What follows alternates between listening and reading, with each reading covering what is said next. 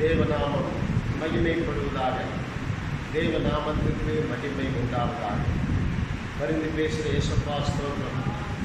ஆசீர்வதிக்கிற ஜோதிகளின் பிதாவே ஸ்தோத்திரம். ஆளுகை செய்கிற பரிசுத்த ஆவியானவரே ஸ்தோத்திரம்.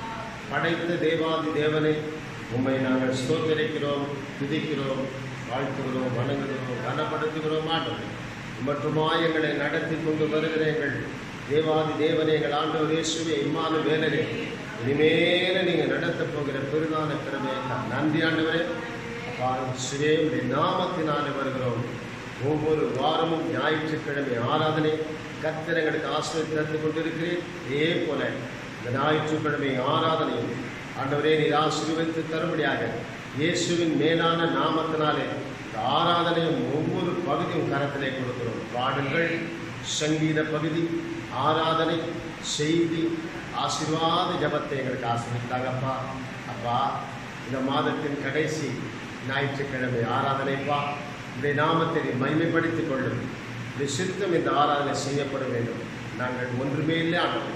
எங்களோடு நீர் பேசும் அப்பா. வீட்டிலே அமர்ந்திருக்கிறதான தேவ பிள்ளைகள் எல்லாரும் உமக்கு முன்பாக பயபக்தியோடு அமர்ந்து ஆரம்பம் முதல் முடிவு வரைந்தும் இந்த ஆராதனை கலந்து கொள்ள அவர்களையும் ஒப்புக் கொடுக்கிறோம்.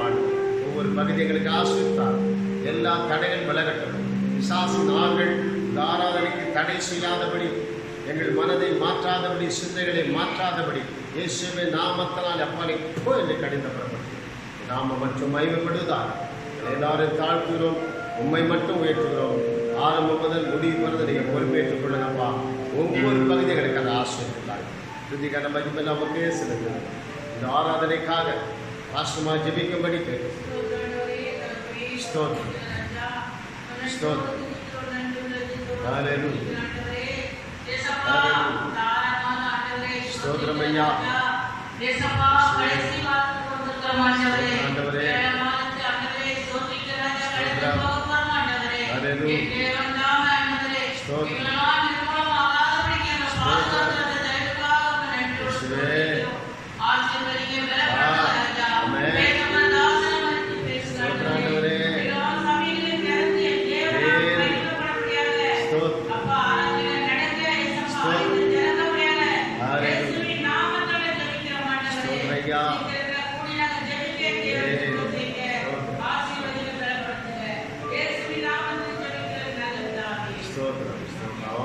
சொல்லுவோமா?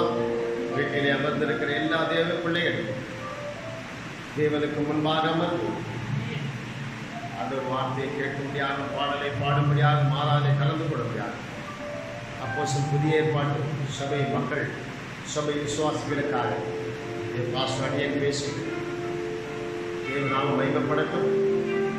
இந்த நாள் வரைக்கும் கடவுள் இந்த மாதத்தின் கடைசி ஞாயிற்றுக்கிழமை ஆராதனை ஆசீர்வதிக்க நாம் ஜெபிக்கிறோம்.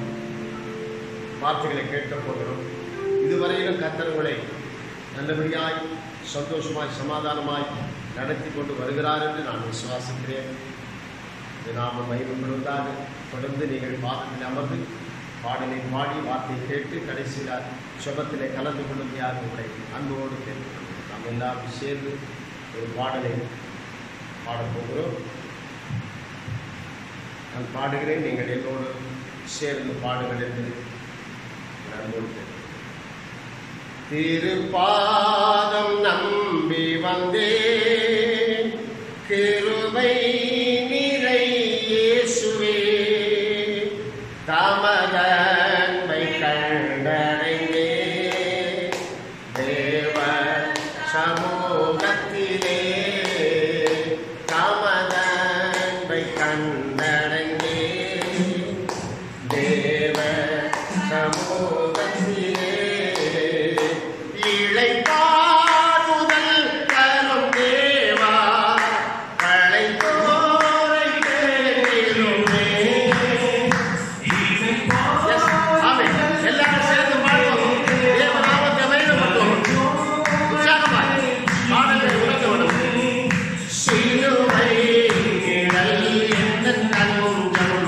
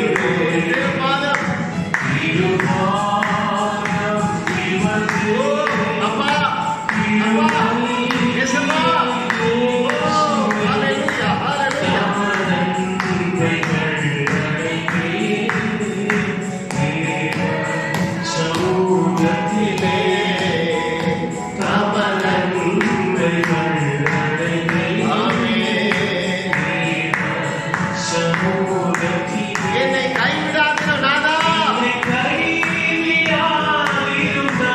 என்னை நின்று நேரிடும். ஆமென். கைவிடாதவர், நம்மை விட்டு விலகாதவர்.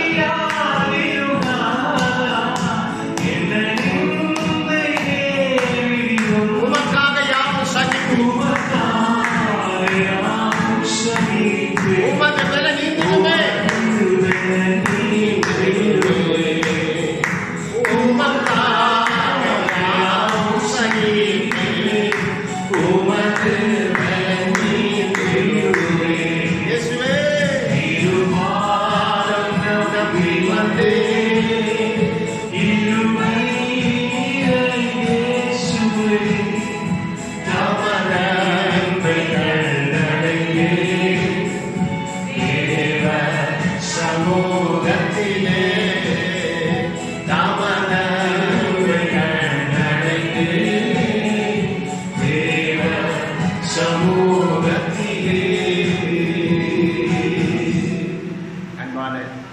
தேவ மக்களே, அன்றைக்கு மரியாள் தன்னை விட்டு எடுபடாத நல்ல பங்கை இயேசுவின் பாதத்தில் அமர்ந்து கேட்டார். அதனாலே அவர்கள் பெயரில் இன்றைக்கு எழுதி வைத்திருக்கிறார். என் சகோதரனை கர்த்தர் 4 நாள் கழித்து வந்து உயிரோடு நாமும் ஒவ்வொரு நாளும் ஆண்டவர் பாதத்தில் அமர்ந்து இருக்கும் பொழுது நம்முடைய வாழ்க்கையிலே நாம் எத்தனை நாள் சுமித்திருப்போம். நம்ம வாழ்க்கையிலும் செத்து கிடக்கிற போற சில காரியங்கள் எல்லாம் அமைதியாக இருக்கும். ஆனாலும் என் இயேசுவின் பாதத்திலே நீங்களும் நான் அமரும்போது என் தேவாதி தேவன் அதை உயிரோடு எழுப்புவார். அல்லேலூயா, ஆமென் சொல்லுவோமா? கர்த்தர் நல்லவர், அவரை துதியுங்கள், அவர் கிருபை என்று உள்ளது. கர்த்தரை துதியுங்கள், அவர் கிருபை என்று உள்ளது. தேவாதி தேவனை துதியுங்கள், அவர் கிருபை என்று உள்ளது. அன்பான தேவ மக்களே, இப்போது நாம் ஒரு சங்கீத பகுதியை வாசிக்கப் போகிறோம். எல்லாரும் நீங்கள் வீட்டிலே இருந்த வண்ணமாய் அமர்ந்த வண்ணமாய் சங்கீத புத்தகத்தை திருப்பிக் கொள்ளுங்கள். சங்கீதம் 118வது சங்கீதம். சபை மக்களே, பயபக்தியோடு அவருக்கு முன்பாக காணப்படும். நாம் அமர்ந்திருக்கிற இடத்துல கூட நமக்குள்ளே இயேசுநாதர் இருக்கிறார். பரிசுத்த ஆவியாகிய ஆலயமாக நாம் இருக்கிறோம். பயபக்தியோடு காணப்படும்.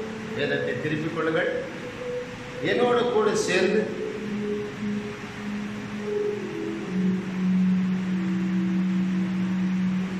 ஒன்று முதல் 9 வசனத்தை வாசிக்கப் போகிறோம். சங்கீதம் 118 1 முதல் 9 வசனத்தை நாம் எல்லோரும் சேர்ந்து வாசிக்கப் போகிறோம். நான் வாசிக்கிறேன், என்னோடு கூட நீங்கள் சேர்ந்து கொள்ளுங்கள். சங்கீதம் 118 1 முதல் 9 வசனம் வரை. கர்த்தரை துதியுங்கள், அவர் நல்லவர், அவர் கிருபை என்றும் உள்ளது. அவர் கிருபை என்றும் உள்ளதென்று இஸ்ரவேல் சொல்லுவதாக. அவர் கிருபை என்றும் உள்ளதென்று ஆரோன் குடும்பத்தார் சொல்லுவதாக.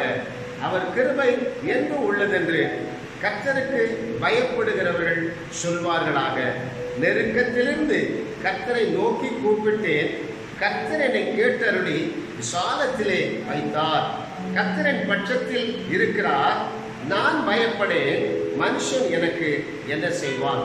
எனக்கு அனுகூலம் பண்ணுகிறவர்கள் நடுவில் கர்த்தரின் பட்சத்தில் இருக்கிறார்.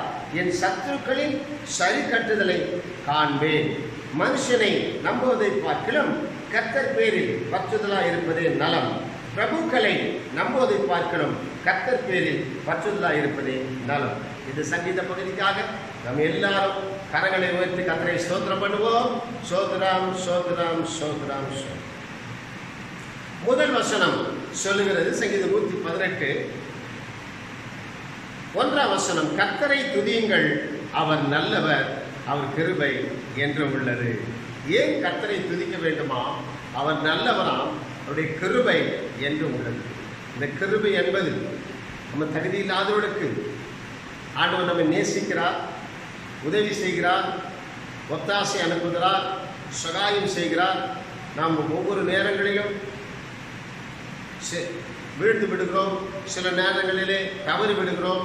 அப்படி இருந்த நாட்களிலே ஆண்டவர் இது நாள் வரைக்கும் அவருடைய கிருபையினாலே நம்மளை தாங்கி ஏந்தி சுமந்து தப்புவிக்கிறார்.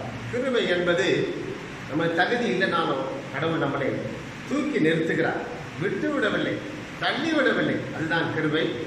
2வது வசனம், அவர் கிருபை என்று உள்ளது என்று இஸ்ரவேல் சொல்வதாக, இஸ்ரவேல் மக்கள் அவர் கிருபை என்று உள்ளது சொல்வதாக.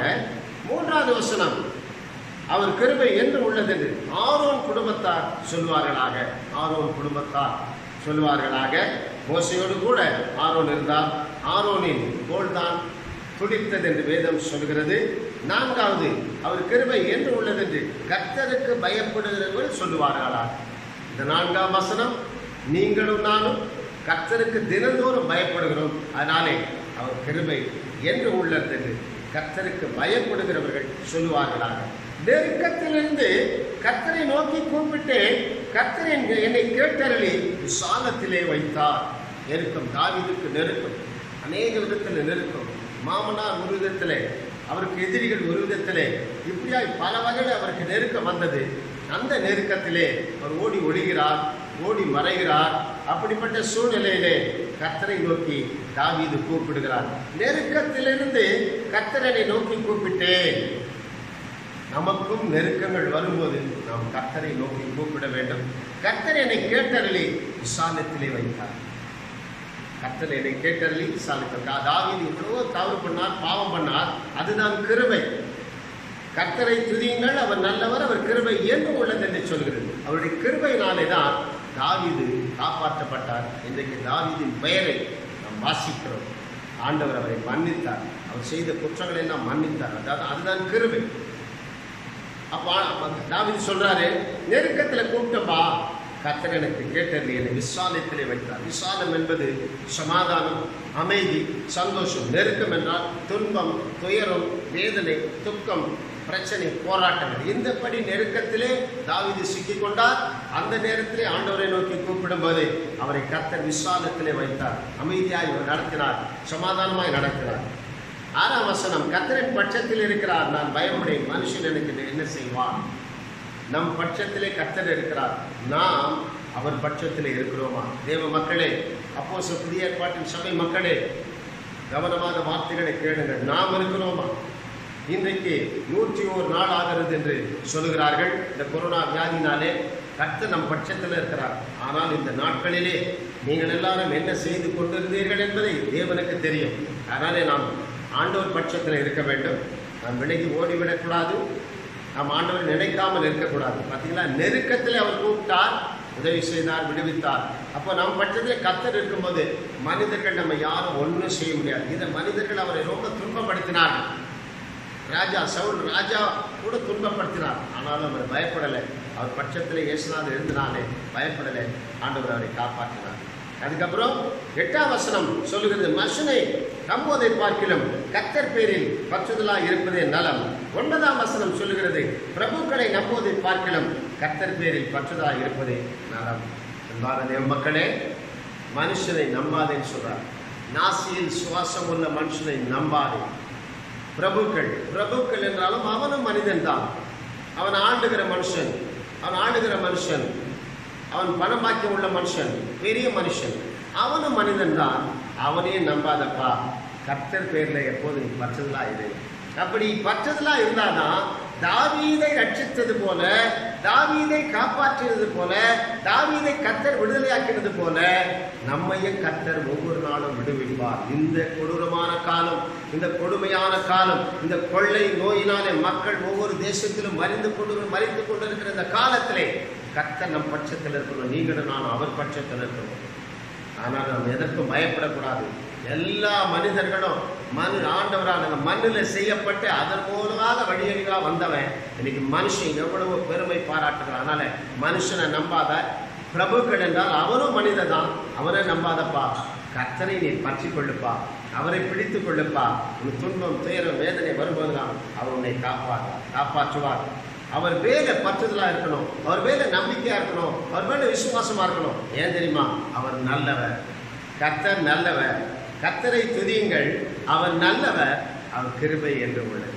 அன்பான தேவ மக்களே, இந்த சங்கீத பகுதி கர்த்தர் நமக்கு ஆசீர்வதித்து தந்தபடியால் நம்ம எல்லாரும் கரங்களை உயர்த்தி கர்த்தரை ஸ்தோத்திரம் பண்ணுவோம்.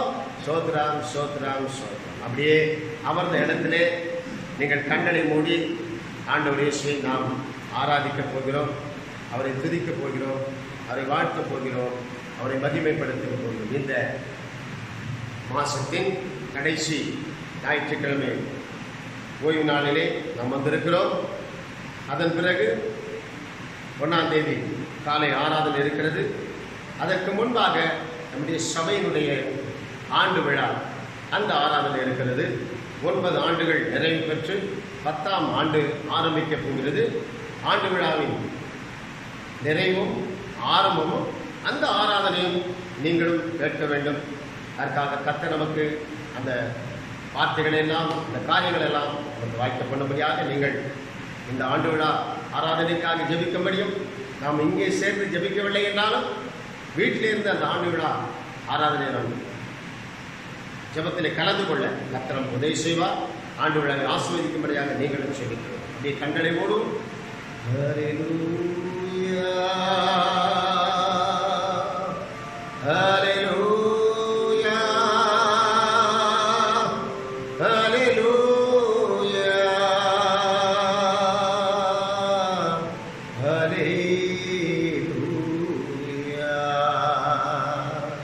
கர்த்தரை துதியுங்கள், அவர் கிருபை என்று உள்ளது.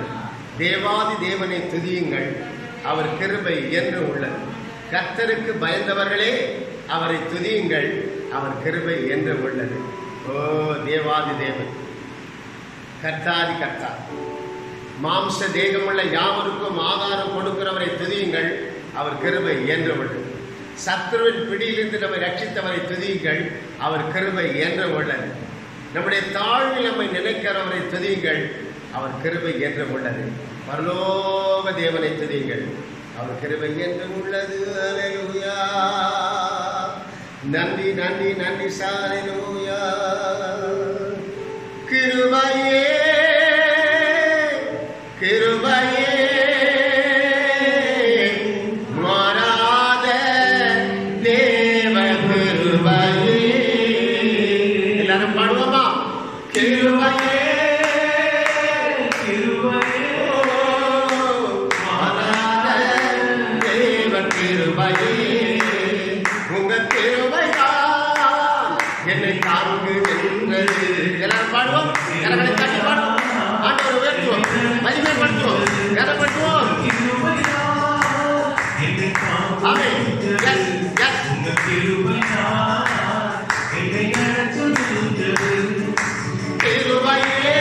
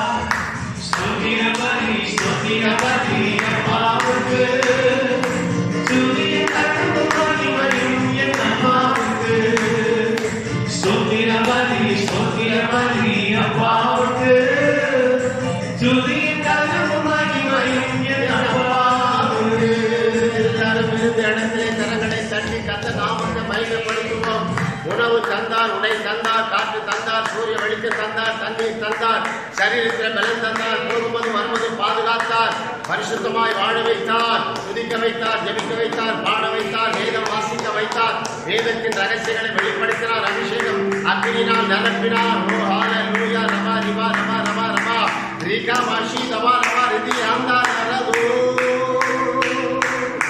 நன்றி நன்றி நன்றி.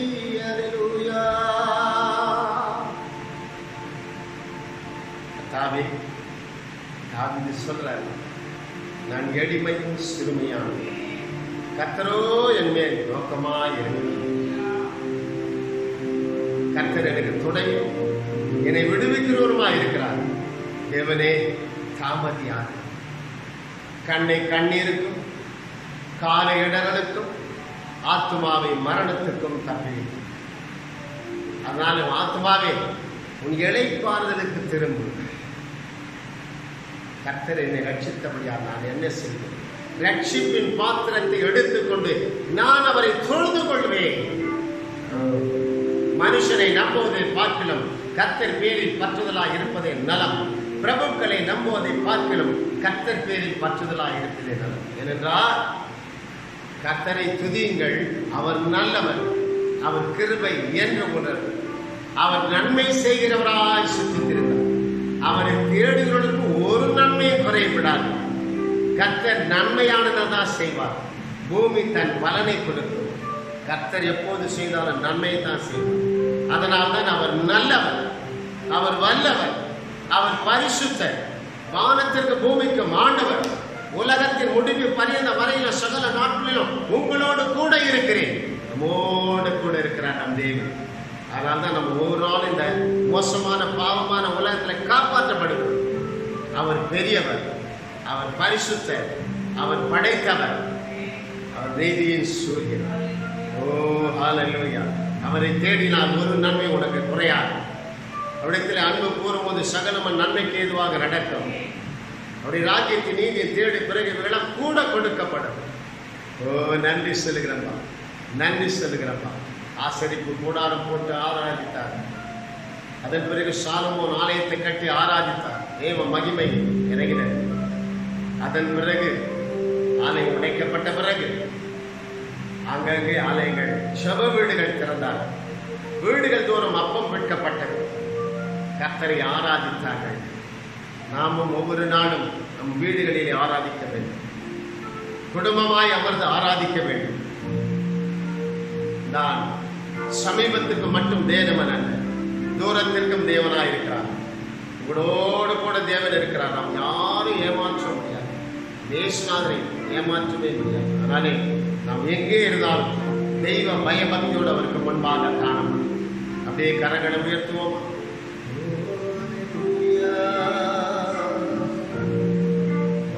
நன்றி ராஜா. எந்த உயிருள்ள நாட்கள் எல்லாம் உம்மை புகழ்ந்து பாடிடுவே. எல்லாரும் பாடுவோமா? உணர்ந்து வரிகளை உணர்ந்து பாடுவோம். உம்மை புகழ்ந்து பாடிடுவே. ராஜா செய்த நன்மைகளை எண்ணிய துதித்திடுவே. ராஜா செய்த நன்மைகளை எண்ணிய துதித்திடுவே.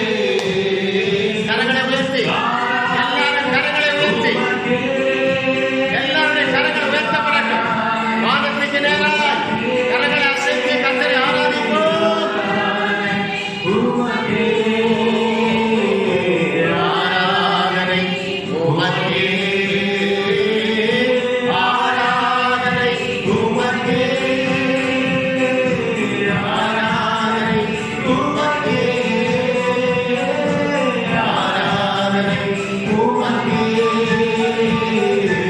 ஆராதனை உமக்கே. என்னை கண்மலையானவரே, என்னை காக்கும் தெய்வம் நீர். நம்மை காக்கிற தெய்வம், நம்முடைய கண்மலையாகிய கிறிஸ்து நம்மை பாதுகாக்கிறவர். என்னை காக்கும் தெய்வம் நீர். வல்லமை மாற்றி ஹல்லேலூயா.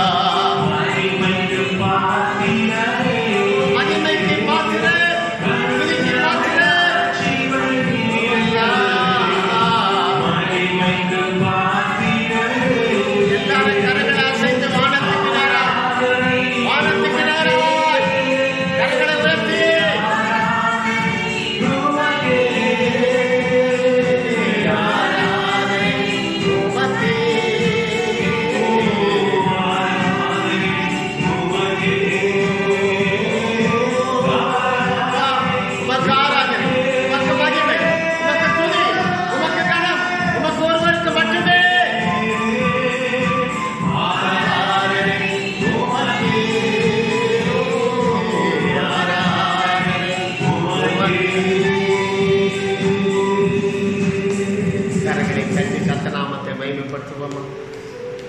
ஒவ்வொரு நாளும் பாதுகாக்கிறது, பேசுது, உயிருள்ளது. நமக்காக சிலுவையிலே அறையப்பட்டு மரணம், நமக்காக சிலுவையிலே அறையப்பட்டு ரத்தம் சிந்தி ஜீவனை தந்து மரித்து 3ஆம் நாள் உயிரோடு எழுந்தவர். இதோ மரித்தே சதா காலமும் நான் உயிரோடு இருக்கிறேன். நாம் ஆராதிக்கிற ஒரு உயிருள்ள கடவுள், பேசும் கடவுள், உண்மையான கடவுள், மெய்யான கடவுள், பரிசுத்தமான கடவுள், நமக்குள்ளே வாழுகிற கடவுள். தேவ மக்களே, தொடர்ந்து ஏதோ காட்டி கத்தரோடு ஆசீர்வதித்திருவார். நம்ம எல்லாரும் அந்த இடத்திலே பயபக்தியோடு காலம் சகல துதிகர மகிமை நமக்கே செலுத்து. தாழ்த்துமே மட்டும் உயர்த்துவோம். நேற்றும் இன்றும் என்றும் மாறாத ஜீவனுள்ள இயேசு கிறிஸ்து மேலான நாமத்தினாலே ஜெபித்தோம், ஜெபம் கேட்டீர், அப்படியே செய்தீர் எங்கள் நல்ல பிதாவே. ஆமென், ஆமென், ஆமென் என்று சொல்லுவோம். கர்த்தர் உங்களை ஆசீர்வதிப்பார். அன்பு தேவ மக்களே, ஆண்டவர் இந்த 6ஆம் மாதத்தின் கடைசி ஞாயிற்றுக்கிழமையிலே இந்த ஆராதனை கலந்து கொள்ள கர்த்தர் நமக்கு கிருபை செய்தார். இந்த ஆராதனை பங்கு பெற நமக்கு ஆண்டவர் உதவி செய்தார். அதுக்காக கர்த்தருக்கு ஸ்தோத்திரம் பண்ணுவோம். மறுபடியும் ஒரு விஷயம் கூட சொல்கிறேன்.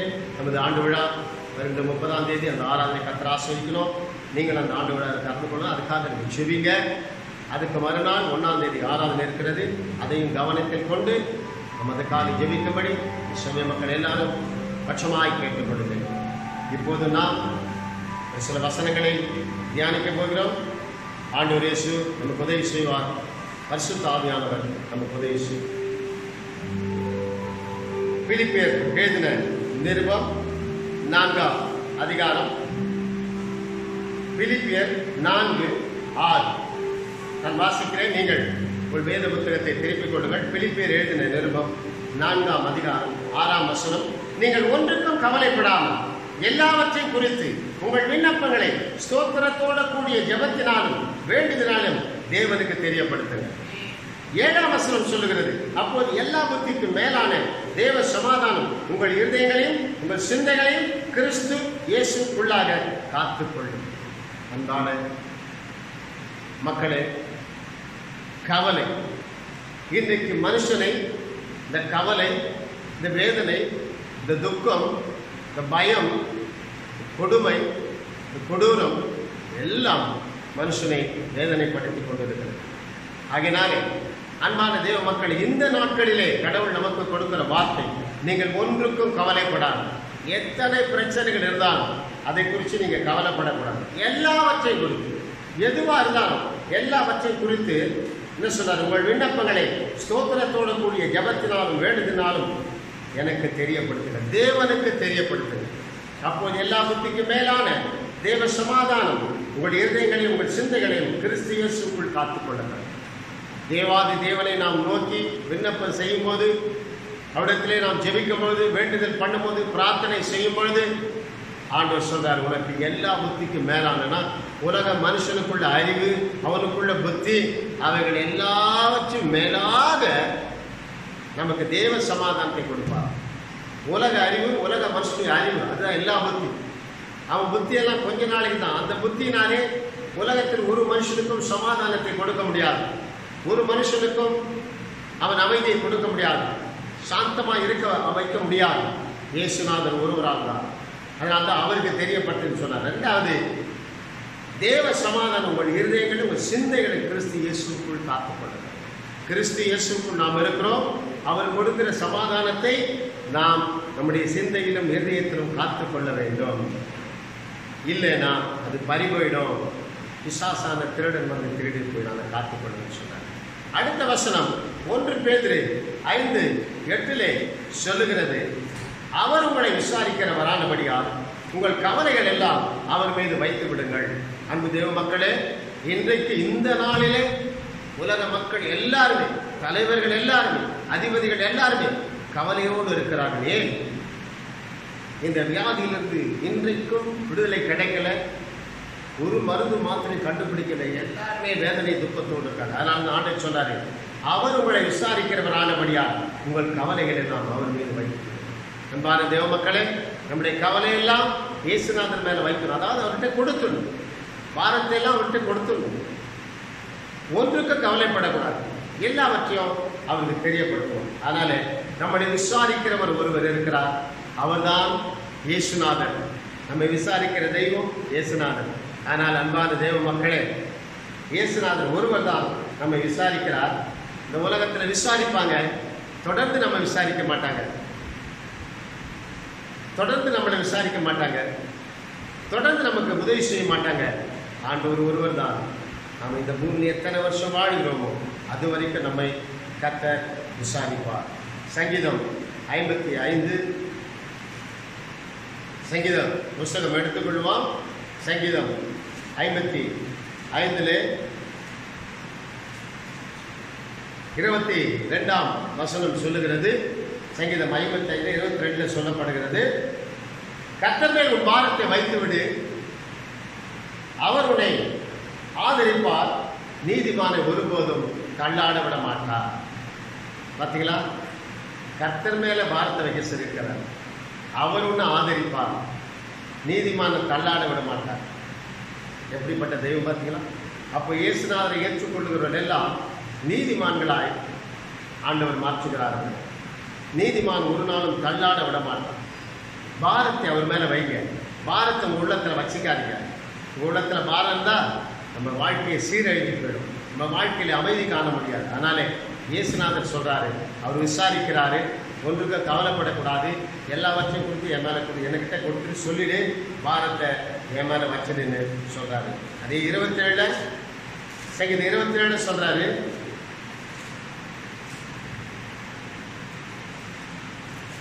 சங்கீதம் 27:10 சொல்றாரு, தகப்பனும் தாயும் உன்னை கைவிட்டலாம், ஆனா கர்த்தரோ என்னை சேர்த்துக் கொள்வார். தகப்பன் தாயும் கூட இந்த உலகத்திலே கைவிடப்படக்கூடிய சூழ்நிலை வருகிறது பிள்ளைகள். ஆனால் இந்த உலகத்தில் அதிகமாய் பிள்ளைகள் தான் தகப்பன் தாய் கைவிடப்படுகிறார். ஆனால் இங்க சொல்றாரு, உன் தகப்பனும் தாயும் உன்னை கைவிட்டாலும் ஆண்டவர் நம்மை சேர்த்துக் கொள்வார். அப்படிப்பட்ட தெய்வம் அவர் எனக்கு எதுவாக இருந்தாலும் எனக்கு தெரியப்படுத்துங்கள் என்று ஆண்டவர் சொல்லியிருக்கிறார். யோவான் 14:1 யோவான் எழுதின சுவிசேஷம் 14ஆம் அதிகாரம் 1ஆம் வசனம் சொல்லுகிறது, உங்கள் இருதயம் கலங்காதிருப்பதாக தேவனிடத்திலே விசுவாசமாயிருங்கள், என்னிடத்திலே விசுவாசமாயிருங்கள். இன்றைக்கு இருதயம் ஏன் கலங்குகிறது?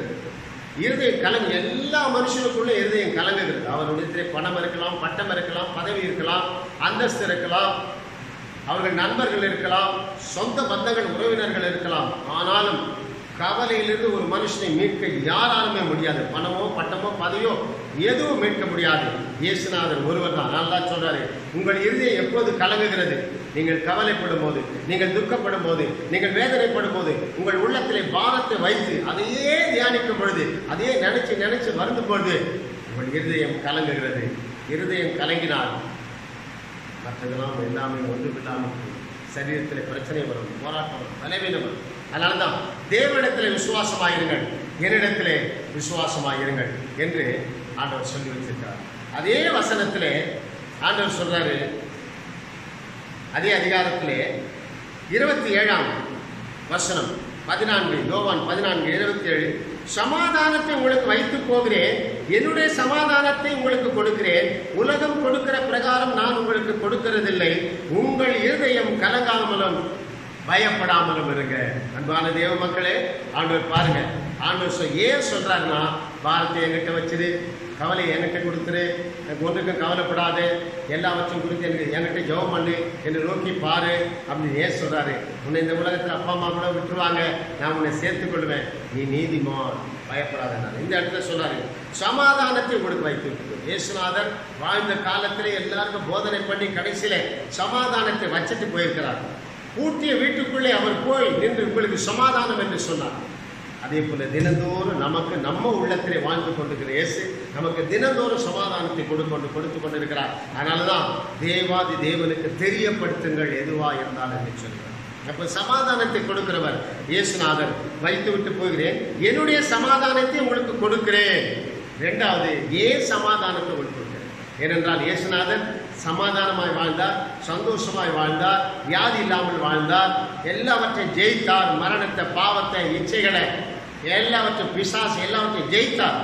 சமாதானமாய் வாழ்ந்தார் பூமியில். அதனால்தான் அவர் சொல்றாரு, என் சமாதானத்தை வைக்கிறேன், என் சமாதானத்தை கொடுக்கிறேன். ஆனா அடுத்த வரி சொல்றாரு, உலகம் கொடுக்கிற பிரகாரம் நான் உங்களுக்கு கொடுக்கிறதில்லை, உங்கள் இதயம் கலங்காமலும் பயப்படாமல் இருக்கும். உலகம் கொடுக்கிற பிரகாரம் அப்படின்னா என்ன? உலகத்துல இன்னைக்கு சமாதானம் தேடி மனுஷன் எங்க போறான்? மதுபானம், சினிமா, பீச்சு, ரெக்ரியேஷன் கிளப்புகள், ஓட்டல், தவறான பெண்கள் ஆண்கள் உறவுகள், சீட்டாட்டம், ஊர் சுற்றுவது, இப்படி பல விதத்திலே அவன் சமாதானத்தை தேடி போகிறான். அது உலகம் கொடுக்கிற சமாதானம். அந்த சமாதானம் அவனுக்கு ஒரு நாளும் நிரந்தரமாய் நிறைவாய் இருக்காது. அந்த கொஞ்ச நேரம்தான். அதன் பிறகு அவனுக்கு மறுபடியும் அதே வேதனை துக்கம் அவனுக்குள்ளே வந்துவிடும். அதனால தான் சொல்றாரு, உலகம் கொடுக்கிற பிரகாரம், உலகத்திலே பணம் இருந்தால், பாக்கியம் இருந்தால், பட்டம் இருந்தால், பதவி இருந்தால் அவன் சமாதானமாய் வாழலாம் என்று நாம் நினைக்கிற கிடையவே கிடையாது. இயேசுநாதர் சொல்லுகிறார், உலகம் கொடுக்கிற சமாதானம் நித்தியமானதல்ல, நிரந்தரமானதல்ல. அது கொஞ்ச நேரத்துக்குள்ள எல்லாம் மறைஞ்சிடும், அது ஒழிந்து போயிடும், அழிந்து போயிடும். அந்த சமாதானம் ஒரு மனுஷனுக்கு ஒரு நாள் நிறைவான சமாதானத்தை கொடுத்தார். அதனால தான் சொல்றார், என் சமாதானத்தை வச்சுட்டு போறேன், என் சமாதானத்தை கொடுக்கிறேன், உலகம் கொடுக்கிற பிரகாரம் அல்ல. உலகத்துல சினிமா, டிராமா, அது இது அங்கெல்லாம் போய் சமாதானத்தை தேடி போறான். சமாதானம் கிடைக்கல. கடைசியில அவன் தன்னைத்தானே மாய்த்துக் கொள்கிறான், தற்கொலைக்கு ஆளாகி இருக்கிறான்.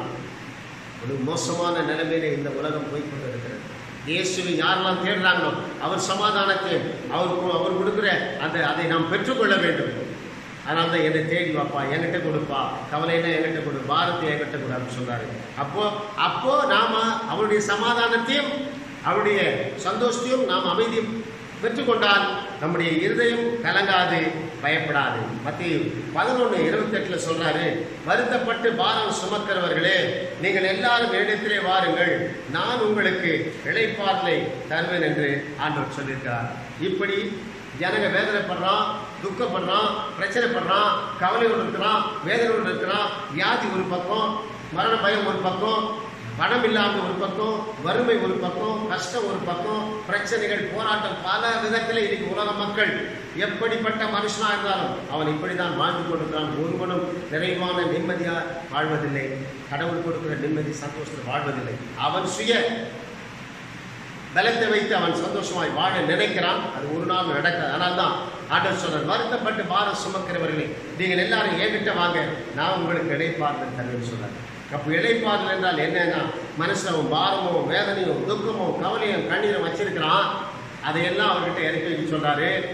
கவலையெல்லாம் என்கிட்ட கொடுத்துருப்பா, பாரத்தெல்லாம் என்கிட்ட கொடுத்துருப்பா, அப்போ நான் உங்களுக்கு இளைப்பாறுதல் தருவேன். அப்போ இயேசுநாதரை யாரெல்லாம் தேடி நம்முடைய கஷ்டங்களையும், வறுமையும், பிரச்சனையும், போராட்டத்தையும் என்னென்ன இருக்குதோ நம்ம மனசுக்குள்ளே எல்லாவற்றையும், அதனால தான் சொன்னாரு, நீங்கள் ஒன்றுக்கும் கவலைப்படாமல் எல்லாவற்றையும் குறித்து எனக்கு தெரியப்படுத்துப்பா. அப்ப எல்லாத்துக்கும் மேலான தெய்வ சமாதானம் நான் உங்களுக்கு கொடுப்பேன்னு சொன்னேன். அதனால தான் கூப்பிடுறாரு, வாங்கப்பா, வருத்தப்பட்டு பானம் சுமந்துட்டு நீங்க எல்லாம் என்கிட்ட வாங்க, நான் உங்களுக்கு இளைப்பாறுதலை கொடுப்பேன். என்றைக்கு நம்முடைய மனசுலே அந்த கவலை, கண்ணீர், வேதனை, துக்கம் நம்ம விட்டு விலகி போகுதோ, அந்த நமக்கு விரோதமான காரியங்கள் நம்ம விட்டு விலகி போகுது, அது மூலமா நமக்கு சமாதானம் கிடைக்குதோ, அன்றைக்கு தான் இந்த மனசு, இந்த ஆத்மா இளைப்பாறும். அப்பா, இப்பதாம்மா நான் நிம்மதியா இருக்கேன். அநேக பேர் சொல்றது நாம் கேட்டுருவோம். அநேக பிரச்சனைகளிலிருந்து அவங்க விடுதலையாக்கப்பட்டிருப்பாங்க. அப்போ சொல்லுவாங்க, இப்பதான் நான் அமைதியா இருக்கிறேன், சமாதானம், சந்தோஷமா இருக்கிறேன். ஆனாலும் மறுபடியும் பல பிரச்சனைகள் மனுஷனை தொடர்ந்து கொண்டே இருக்கிறது. எல்லாம் செய்யக்கூடியது பிசாசின் ஆண்கள் மனுஷனை கெடுத்து கொண்டிருக்கிறது. பாரத்தை கொடுப்பது அவன் தான், பிசாசு தான். அதனால ஆண்டவர் என்கிட்ட வா, நீ பாரத்தில் என்கிட்ட வை, நான் மனசுக்கு இளைப்பாறுதல் என்றால் அமைதி, சாந்தம், சமாதானம், நிறைவான சந்தோஷம், நிம்மதியை கொடுப்பேன்னு சொல்றார். அடுத்தது, நான் சாந்தம் மனத்தாழ்மையா இருக்கிறேன், என் நுகத்தை உங்க மேல் ஏற்றுக்கொள்ளுங்கள், இடத்திலே கற்றுக்கொள்ளுங்கள், அப்போது உங்கள் ஆத்மாக்களுக்கு இளைப்பாறுதல் கிடைக்கும். என் நுகம் மெதுவாயும், சுமை லகுவாயும். ஆண்டவர் சொல்றாரு, நான் சாந்தமும் மனத்தாழ்மையா இருக்கிறப்பா, என்கிட்ட வந்து சொல்லுப்பா, என்கிட்ட வந்து கொடுப்பாங்க. அப்போ நான் உனக்கு என்ன பண்ணுவேன், என் நுகத்தை உன் மேலே ஏற்றுக்கோ, நான் உனக்கு கற்றுக் கொடுக்கிறேன். நுகம் என்பது வேத வசனம். வேத வசனத்தை நாம் சுமந்து கொண்டு இயேசுநாதரோடு கூட இந்த உலகத்திலே அவருக்காக நாம் பாடுபட வேண்டும், அவருக்காக வேலை செய்ய வேண்டும். அந்த நுகம் அதுதான் வேத வசனம், அவருடைய வேலை. அது மெதுவா இருக்குமா, அது லகுவா இருக்குமா? ஆனால் உலகத்துல செய்கிற எல்லாமே பாரமா இருக்கும். இயேசுநாதரோடு இணைந்து விட்டால் எந்த பாரமா இருந்தாலும் அது லகுவாயிருக்கும், அது மெதுவாயிருக்கும். அப்படி ஆண்டவர் அந்த வசனத்தைப்படி அவரை கூப்பிடுகிறார். நாம் அவர்கிட்ட போய் அவரை கொடுக்க வேண்டும். நீதிமொழிகளிலே 12:25 சொல்லுகிறது, ஒரு மனுஷனுடைய இதயத்தில் உள்ள கவலை அதை ஒடுக்கும், நல் வார்த்தையோ அதை மகிழ்ச்சியாக்கும். நீதிமொழிகள் 12:25. நல் வார்த்தை எங்க இருக்கிறதால் வேத புஸ்தகத்தில் இருக்குது. இது வாய்ந்த வசனத்தை நீ தினந்தோறும் வாசித்து வாசித்து அந்த இருதயத்துக்குள்ளே இருக்கிற அந்த பாரத்தை நீக்கிறாது, அது வேதனையை நீக்கிறோம். ஒரு மனுஷனுடைய கவலை அந்த இருதயத்தை ஒடுக்கிறோம், மனுஷனையை ஒடுக்கிறோம். ஆனால் தான் சொல்றாரு, அந்த இருதயத்துடைய கவலை எனக்கு கொடுத்திருப்பான். அதனால கடைசியாக நான் சொல்றாரு, சங்கீதம் 34:10 சிங்கக்குட்டிகள் தாட்சி அடைந்து பட்டினியாக கிடக்கும், கர்த்தரை தேடுவோருக்கு ஒரு நன்மை குறைபடாது. அதே மத்தேயு 6:33 சொல்றாரு, முதலாவது தேவனுடைய ராஜ்யத்தை நீதியை தேடுங்கள், இவைகளெல்லாம் உங்களுக்கு கூட கொடுக்கப்படும். அடுத்தது ரோமர் 8:28 சொல்லப்படுகிறது, தேவனிடத்தில் நீங்கள் அன்பு கூர்ந்தால் எப்போதும் எல்லாவற்றையும் சகலத்தையும் நன்மைக்கு எதுவாய் மாற்றுவார். தேவன் மேல் அன்பு கூறுவார், எப்போதும் எல்லாவற்றிலும் சகலத்தை நன்மைக்கு எதுவாய் மாற்றுவார். வேதம் சொல்லுது. யாய் ஆண்டவர் பாரத்தை கவலை எல்லாம் சரி, ஏன்பா அவருக்கு தெரியப்படுத்தணும்? அவர் யாரு? ஏன் அவருக்கு எனக்கு தெரியப்படுத்துன்னு சொல்றாரு? அப்போஸ்தலர் 17:24 சொல்றாரு. அப்போஸ்தலர் எழுதின நடபடிகள் 17ஆம் அதிகாரத்திலே 24ஆம் வசனம் சொல்லுகிறது. 17:24 உலகத்தையும் அதிலுள்ள யாவற்றையும் உண்டாக்கின தேவனானவர் வானத்திற்கு பூமிக்கும் ஆண்டவராய் இருக்கிறார். இப்ப ஏன் அவருக்கு தெரியப்படுத்தணும்னா, உலகத்தையும் அதில் உள்ள உண்டாக்கின யாவற்றையும் விசேஷமாய் மனிதனை உண்டாக்கினார். இன்னைக்கு மனுஷன் அவன் விட்டுட்டான். அதனால தான் மனுஷன் கவலை, கண்ணீர், வேதனை, துக்கம், வியாதி, போராட்டம், சண்டை, பகை, விபத்து, மோசநாசங்கள், கொலை, கொள்ளை இவைகள் எல்லாம் இந்த உலகத்தில் நடந்து கொண்டிருக்கிறது. இவைகள் இருந்து நீ பாரமா இருக்கிறேன், இந்த பாரத்தை என்கிட்ட வச்சுடு, எனக்கு தெரியப்படுத்து, கவலை என்கிட்ட வையி, நான் ஏன் சமாதானத்தை கொடுக்குறேன், ஏன் சமாதானத்தை வைத்து போகிறேன், நான் உன் மனசுக்கு இளைப்பாறுதலை கொடுக்குறேன், என் நுகத்தை உன் மேல ஏத்துக்கப்பா அப்படின்னு சொல்றாரு. அப்போ ஏன் அவருக்கு தெரியப்படுத்தினதா? அவர் தான் வானத்தையும் பூமியும் படைச்சாரு. அவர் தான் வானத்துக்கு பூமிக்கும் ஆண்டவராக இருக்கிறாரு. மத்தேயுவிலே 28:18 சொல்றாரு, அப்போது இயேசு சமீபத்தில் வந்து சீஷர்களை எல்லாம் நோக்கி, வானத்திலும் பூமியிலும் சகல அதிகாரம் எனக்கு கொடுக்கப்பட்டிருக்கிறது. அன்பான தேவ மக்களே, ஏன் ஆண்டவருக்கு தெரியப்படுத்த வேண்டும்? சகல அதிகாரம் அவர் கையிலே கொடுக்கப்பட்டிருக்கிறது. வானத்துக்கு பூமிக்கும் ஆண்டவராய் இருக்கிறார். அதனாலே நாம் அவருக்கு தெரியப்படுத்த வேண்டும். அவருக்கு தெரியப்படுத்தும் பொழுது நம்முடைய கவலை, கண்ணீர், வேதனை எல்லாம் நீக்கப்பட்டு நமக்கு இளைப்பாறுதலை கொடுக்கிறார். அன்பான தேவ மக்களே, இதை கேட்கிற சபை மக்களே, இதை கேட்கிற மற்ற மக்களே, நீங்கள் எல்லாரும் இயேசுவை தேடி வாருங்கள். அவரிடத்திலே உங்களுடைய கஷ்டங்களையும் கவலைகளையும் வேதனைகளையும் அவருக்கு தெரியப்படுத்துங்கள். அப்போ தேடுவது என்றால் அவரிடத்திலே வந்து பிரார்த்தனை செய்வது, அவரிடத்திலே வந்து ஜெபிப்பது, அவரிடத்திலே வந்து வேண்டுதல் செய்வது. அப்போ ஒரு நன்மையும் குறைபடாமல் கர்த்தரை ஆசீர்வதிப்பார். அவரை தேடுவது என்றால் அவர் நீதிய ராஜ்யத்தை இயேசுநாதரை தேடினால் எல்லாம் கூட கொடுக்கப்படும்.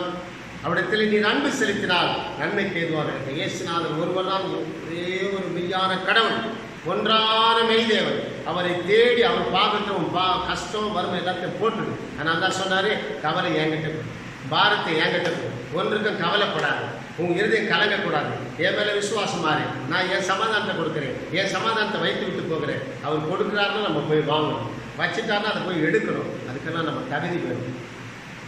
தேவ மக்களே, வசனத்தை கேட்கிற நீங்களும் மற்றவர்களும் இயேசுநாதரை தேடி தினந்தோறும் இந்த கொடூரமான நாட்களிலே தினந்தோறும் இயேசுநாதரை தேடும் பொழுது நம்ம எல்லா சகலத்தை நன்மைக்கு ஏதுவாய் மாற்றுவார். இந்த கொரோனா வியாதியை கூட நமக்கு நன்மைக்கு ஏதுவாய் மாற்றுவார். யாரெல்லாம் அவரை தேடுகிறார்களோ, அவரை நோக்கி கூப்பிடுகிறார்களோ, அவருக்கு இது நன்மைக்கு ஏதுவாக மாறும். வேதம் சொல்லுகிறது. தேவ மக்களே, இந்த உலகத்திலே மக்கள் என்னென்ன கவலைப்படுறோம். இன்றைக்கு ஒவ்வொரு நாளும் நாம் டிவியிலே பார்க்கும்போது அநியாயம், அக்கிரமம் அது பெருகி கொண்டே போகிறது. அக்கிரமம் பெருகினதுனாலே அன்பு தனிந்து போச்சு. சுவாப அன்பு கிடையாது, துணிகரமான பாவம் செய்யும். அதனாலே இயேசுநாதர் ஒருவர் தான் நமக்கு விடுதலை கொடுக்கிறவர், மீட்பர், ரட்சகர். ஸ்தோத்திரம். அப்படியே அந்த பாவத்தில் அமர்வோம். ஸ்தோத்திரம், ஸ்தோத்திரம், ஸ்தோத்திரம். கஷ்டப்படும் போது நமக்கு உதவுவாரில்லை, கடன் பட்ட போது அது தீர்ப்பவர் இல்லை.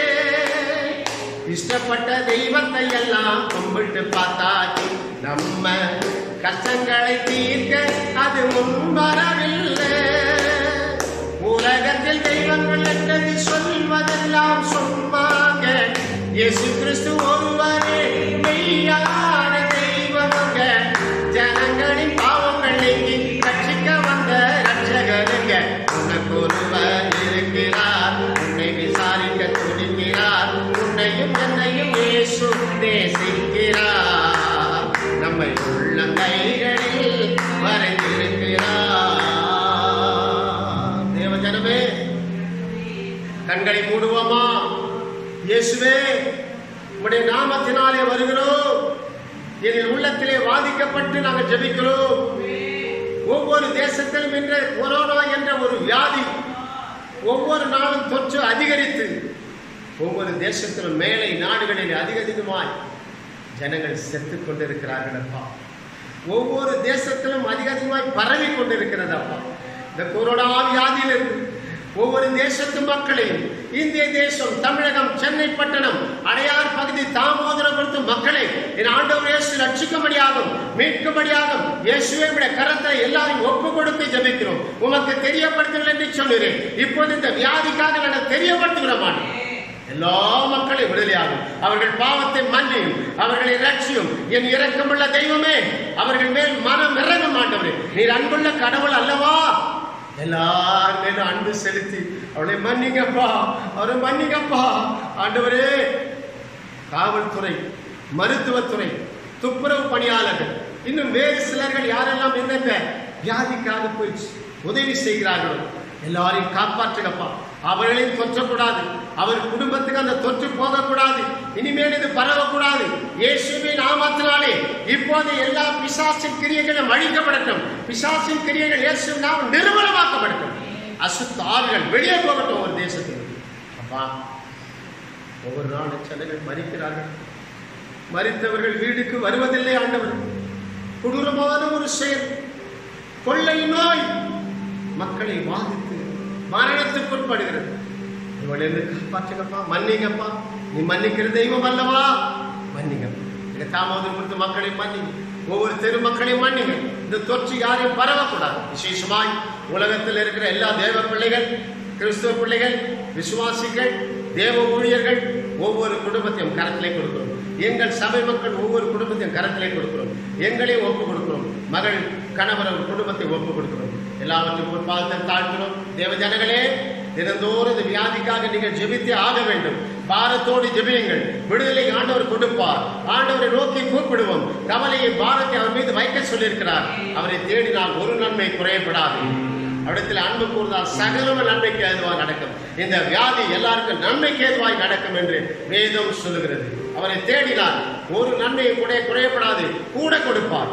ஆண்டவரே, எங்க சபை மக்கள் எல்லாரும் ஆசிரியர் வருகின்ற 30ஆம் தேதி நடக்கிறதான இந்த ஆண்டு விழா, 9ஆம் ஆண்டு நிறைவு, 10ஆம் ஆண்டு ஆரம்ப விழாவை கர்த்தர் ஆசீர்வதித்தாலும் அதன் பிறகு மறுநாள் 1ஆம் தேதி 6ஆவது கர்த்தர் எங்களுக்கு ஆசீர்வதித்தாங்க. எல்லாவற்றையும் முன்பாகத்தில் தாழ்வோம். சகல துதிகன மகிமையெல்லாம் உங்களுக்கே செலுத்துகிறோம். இந்த செய்தி எங்கள் சபை மக்களுக்கும் மற்ற மக்களுக்கும் போய் சென்றடையட்டும். அவர்கள் ரட்சிக்கப்பட வேண்டும், மனம் திரும்ப வேண்டும். எங்கள் சபை மக்கள் ஆவியிலே வளர வேண்டும். நாமத்தை மகிமைப்படுத்திக் கொள்ளும். துதி கன மகிமையில் நமக்கே செலுத்தணும். இதன் நிமித்தம் தேவ நாம மகிமைப்படணும், தேவ சித்தம் செய்யப்படணும். தாழ்த்துமை மட்டும் உயர்த்துகிறோம். நேற்றும் இன்றும் என்றும் மாறாத ஜீவனுடைய இயேசு கிறிஸ்து மேலான நாமத்தால் ஜெபித்தோம், ஜெபம் கேட்டு அப்படியே செய்கிறேன். நல்ல எல்லாரும் ஆமென் சொல்லுவோம்.